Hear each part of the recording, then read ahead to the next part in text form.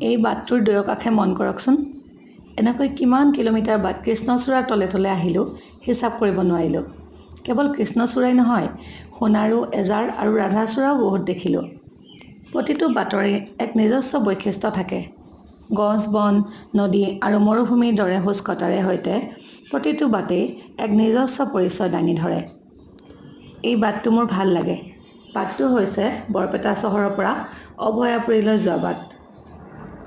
বাটটোৱে বছৰৰ নিৰ্দিষ্ট ঋতুবোৰত নিৰ্দিষ্ট ৰূপ ধাৰণ কৰি মনোমোহা হৈ উঠে ফাগুনৰ বাটটোৰ আকাশ পলাশ মদাৰ হিমলুৰে ৰাঙলী হৈ উঠাৰ দৰে এটা সময়ত মাকৈ খেতিৰে ৰাস্তাৰ দুয়োকাষ সেউজীয়া হৈ পৰে ধান খেতি পাচলি খেতি আদিও দেখোঁ যদিও মাকৈ খেতিহে বেছিকৈ কৰা দেখা যায় এই ভিডিঅ'টো বসন্ত ঋতুৰ এতিয়া ৰাস্তাৰ দুয়োকাষ ৰ'দত শুকাবলৈ মেলি দিয়া পকা মাকৈৰে কমলীয়া বুলীয়া হৈ থাকে দেখিয়ে ভাল লাগে আধুনিক জীৱনৰ হামখুমীয়াৰ পৰা অলপ আঁতৰত এই বাটটোৰে অহা যোৱা কৰোঁতে গ্ৰাম্য জীৱনৰ কিছু গোন্ধ পাই যাওঁ নৈবোৰৰো বিভিন্ন ৰূপ দেখি থাকোঁ যাত্ৰাটো মই উপভোগ কৰোঁ